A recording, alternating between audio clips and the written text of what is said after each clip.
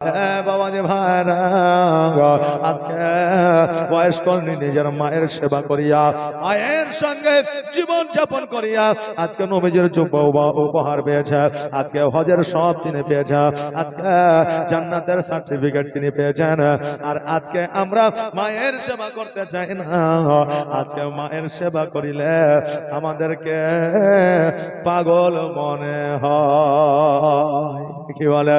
কিন্তু মা গর্ভধারিণী মা জগতের মধ্যে যতদিন পর্যন্ত আছে, মা যেমনই হোক, পাগল হোক, আপনার চালাক হোক, যেমনই হোক না কেন, ওই মায়ের সেবায় আমাদের জীবনটা বিলীন করে দিতে হবে। এটাই শরীয়ত, এটা আমার নবীজি শিক্ষা দিয়ে গেছে। আমার নবী মুস্তাফা সাল্লাল্লাহু তাআলা আলাইহি ওয়াসাল্লাম বক্তব্য দিতে যান, তাকরীর করতে আছে, এমন অবস্থা আমার নবীজি পাগড়ি মুবারকটা খুলে দিয়েছে। আর পাগড়ি মুবারকটা খুলে দিয়া হযরতে আবু বকরকে বলতেছে, এই আবু বকর, আমার এই পাগড়ি খানা তুমি নিয়ে যাও। আর দেখো ওই দূর থেকে দেখা যায় একটা বৃদ্ধা মহিলা আসতে আছে, ওই বৃদ্ধা মহিলাকে আমার পাগড়ি খানা বিছায় দাও। ওই পাগড়ির উপরে ওই বৃদ্ধা মহিলা বসবে। আবু বকর বলেন, নবী গো, আজকে আমার পাগড়িটা ছিল, আমার পাগড়িটা বিছায় দিতে পারতাম। আজকে উমারের পাগড়িটা ছিল, উমারের পাগড়িটা বিছায় দিতে পারতাম।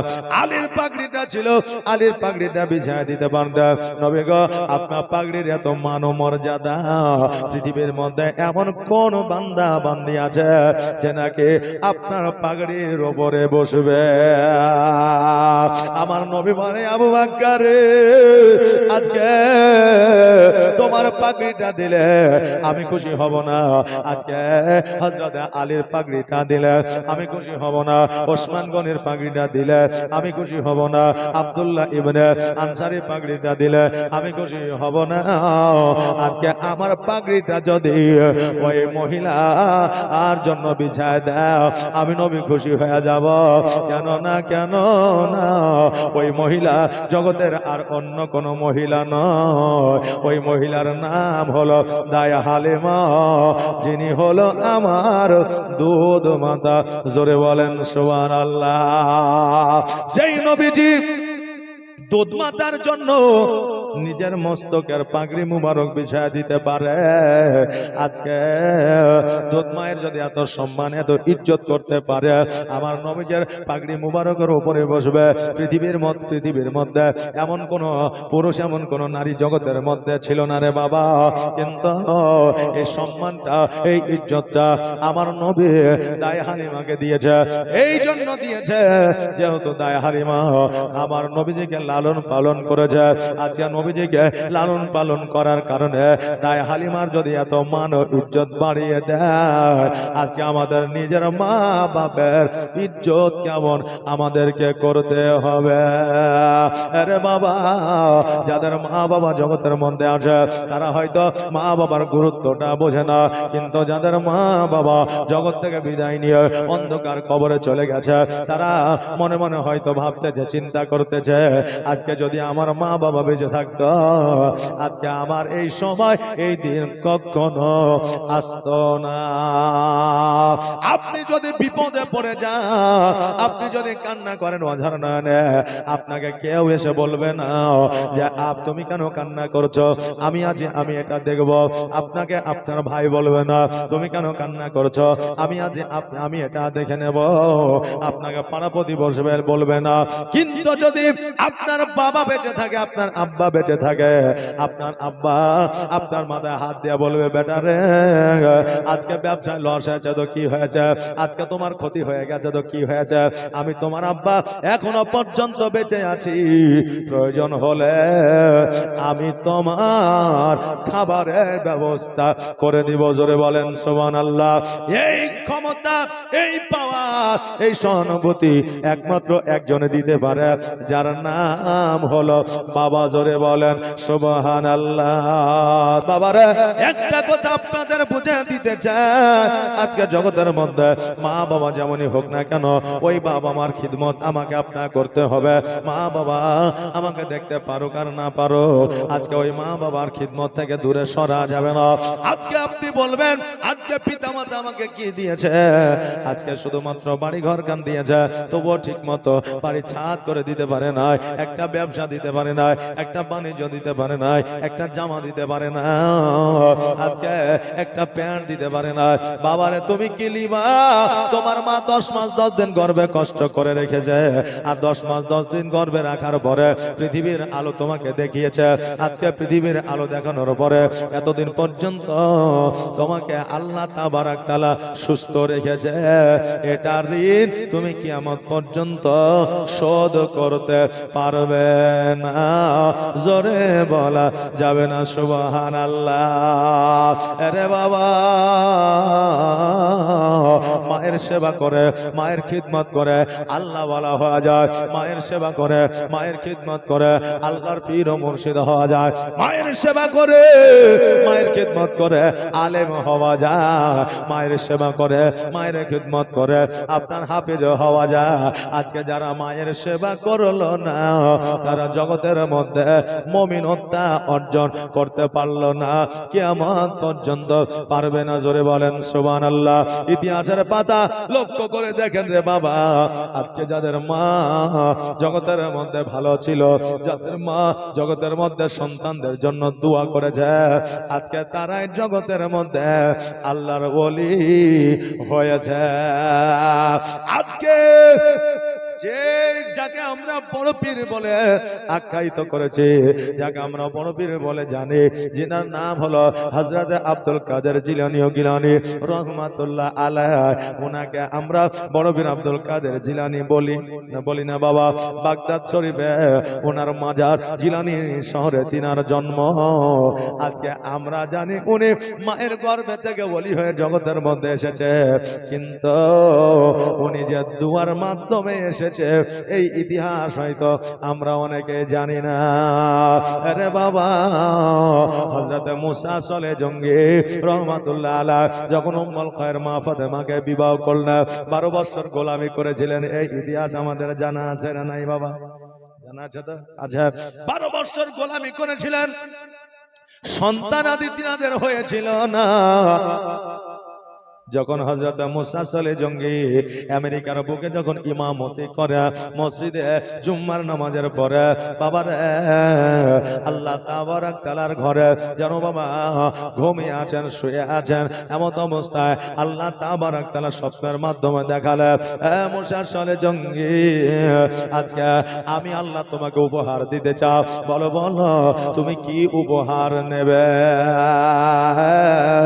হযরত মুসা চলে জঙ্গি রাত্রি মধ্যরাত্রিতে তাহাজ্জুদের নামাজ পড়ার পরে আল্লাহ দরবারে হাত উঠালেন, বলে আল্লাহ গো, আজকে আমাকে যখন উপহার দেবে, ও আল্লাহ আমার ঘরে একটা সন্তান না, আমার ঘরে একটা প্রদীপ তুমি দাও না, ও আল্লাহ আমার ঘরে তুমি একটা সন্তান দাও।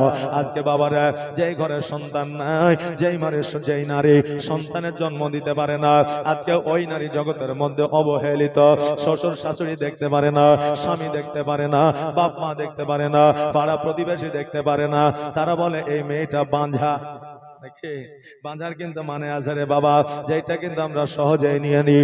এই মেয়েটা বাঁঝা, এই মেয়েটা হলো অপায়া, যে সন্তান গর্ভে ধারণ করতে পারে না, আল্লাহ একে শাস্তি দিয়েছে এই কথা আমরা বলে, কিন্তু মায়েদেরকে ওই কথা বলা যাবে না, কারণ আল্লাহ তাবারাক তাআলা কাকে কখন কি দেয় কেউ বলতে পারে না। আরে বাবা, এবার মুসা চলে জঙ্গে আল্লাহর দরবারে দোয়া করলে, আল্লাহ বলে শোনো রে, আজকে তোমার তাহাজ্জুদের নামাজ আমি কবুল করেছি, আজকে তোমার দোয়া কবুল করেছি, আজকে তোমার ঘরে এমন একটা সন্তান দিব রে, যে সন্তান জগতের ওলি হইয়া যাবে। জোরে বলেন সুবহানাল্লাহ। বাবা, আজকে দুয়ার মাধ্যমে আমার বড় পীর আব্দুল কাদের জিলানী গিলানী রহমাতুল্লাহ আলাইহিকে জগতের মধ্যে এনেছিলেন রে বাবা।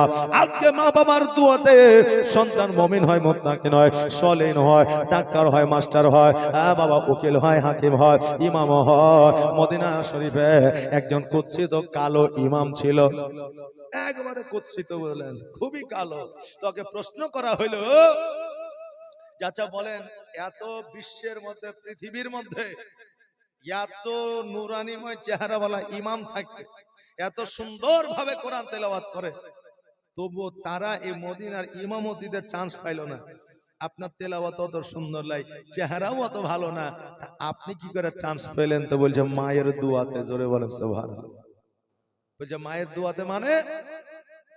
তো বলছে যে আমি ছোট্টকালে বাচ্চাকালে পড়ার জীবনে যদি মায়ের কোনো অন্যায় বা ভুল করতাম বা খেলাধুলাতে মত্ত হয়ে যেতাম, তো মা রাগ করে আমাকে বলতো না বাড়ি থেকে দূর হয়ে যা, ভেগে যা, চোখের সামনে থাকবি না, তুই মর গা, এরকম আমাকে মা বলতো না। কি বলতো? আমার মা বলতো, তুই যে আমার সাথে এরকম করছিস, আমি তোকে একটা বরদোয়া দিচ্ছি, যে বরদোয়াটা হলো আল্লাহ জানে তোকে মদিনার ইমাম বানিয়ে দেয়। আল্লাহ যেন তোকে মদিনার ইমাম বানিয়ে দেয়। তো মা আমাকে বরদোয়া এটাই দিত যে তোকে জানে আল্লাহ মদিনার ইমাম বানিয়ে দেয়। তো ওই মায়ের দোয়া কবুল হয়েছে, তাই আজ আমি মদিনার ইমাম হয়েছি। জোরে বলেন সুবহানাল্লাহ। কারণ আমার মধ্যে ওই রকম পপুলারিটি, ওই রকম প্রতিভা নাই যে আমি মদিনার ইমাম হব, কিন্তু মায়ের দোয়াতে হতে পেরেছি। জোরে বলেন সুবহানাল্লাহ। বাবা, মায়ের দোয়াতে ওলি হওয়া যায়, মাস্টার হওয়া যায়, ডাক্তার হওয়া যায়, উকিল হওয়া যায়, হাকিম হওয়া যায়, মদিনার ইমাম হওয়া যায়। মায়ের দোয়া ছাড়া কোন মানুষ জীবনে পপুলারিটি অর্জন করতে পারে না। মায়ের দোয়ার প্রয়োজন আছে রে বাবা, এই জন্য মায়ের দোয়া নেবে। আজকে আপনি ব্যবসায় লস করছেন, উন্নতি হয় না, টাকা রোজগার করছেন, বাড়িতে টাকা থাকে না।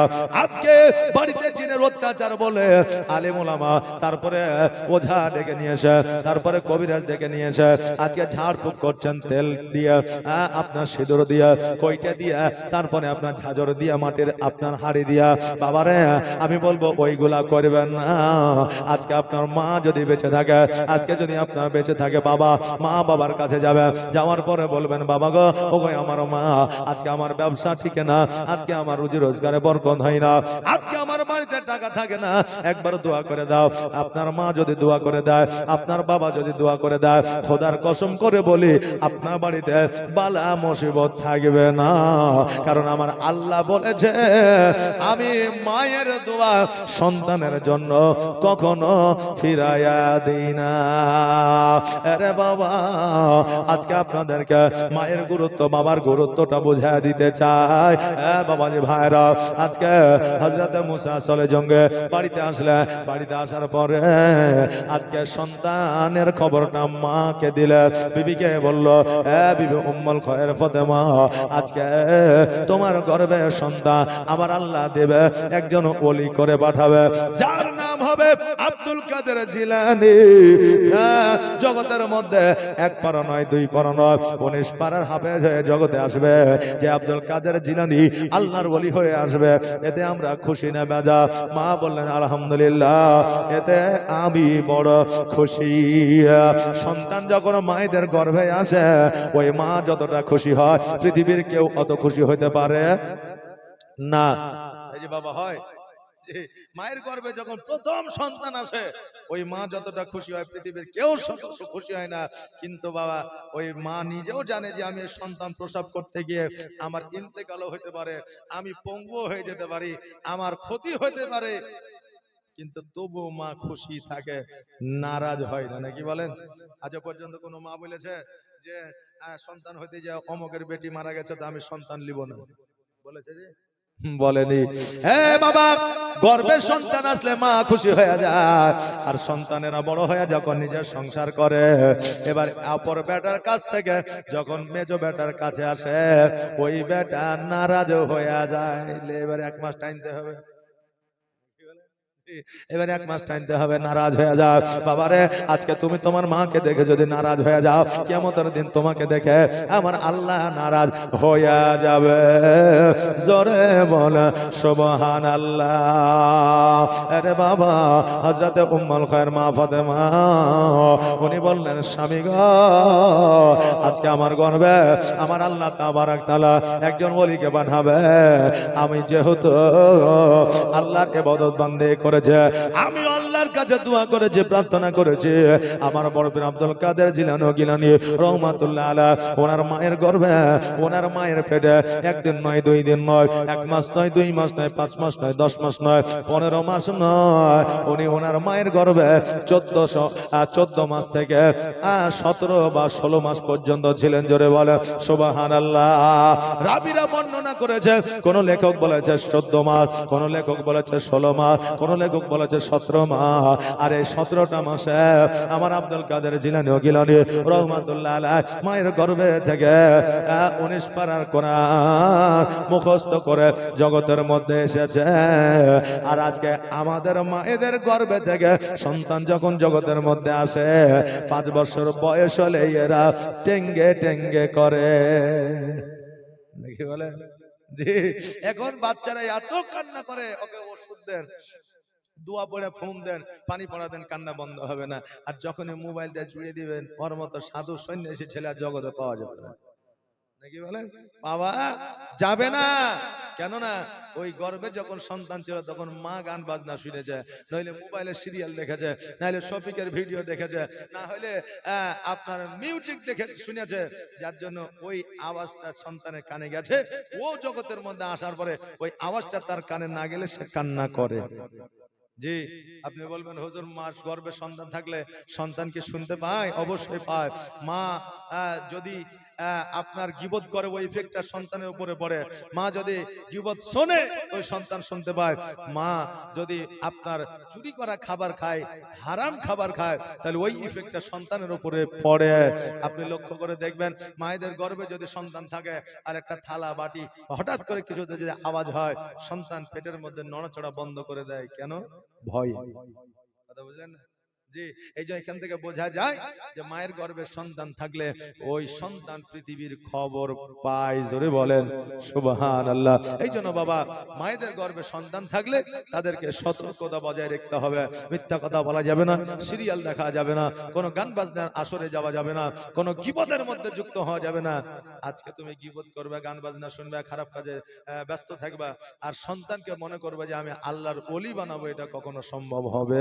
হ্যাঁ বাবাজি ভাইরা, আজকে মায়ের দোয়ায় সন্তানেরা মুমিন হয়, মায়ের দোয়ায় সন্তানেরা পপুলারিটি অর্জন করে। মায়ের দোয়া ছাড়া পৃথিবীর মধ্যে সই এবং সঠিকভাবে আজকে বাঁচা সম্ভব হবে না। আচ্ছা বাবা বলেন, আমরা মাকে ভালোবাসি কি বাসি না? জি বলেন, মা বাবাকে ভালোবাসি তো? জি জি বলেন না, ভার্সেন না ভালো? এই এলাকার মানুষ মা বাবাকে ভালোবাসে না, বুঝতে পারছি। হ্যাঁ বাসেন? জি না, ভালোবাসা মাকে তো মায়ের মতোই বাসবেন। মাকে আবার ভালোবাসা আবার রকম থাকে নাকি? একটাই রকম। মাকে ভালোবাসা, মাকে ভালোবাসা, মাকে একটা এক প্রকারই ভালোবাসা যায়, বিবিকে 3-4 রকমের ভালোবাসা যায়। জি জি, তাহলে ভালোবাসা হইল না? ভালোবাসা মানে কি? তাহলে ভালোবাসায় এক প্রকারের হয় বাপ, মাকে ভালোবাসা এক প্রকারের হয়, 14 প্রকারের হয় না? জি, ভালোবাসা থাকলে খোঁজ খবর নেওয়া যাবে। তা আপনাদের মা বাবা যদি বেঁচে থাকে, তো ওই বাপ মায়ের খিদমত করবেন কি করবেন না? বলেন ইনশাআল্লাহ।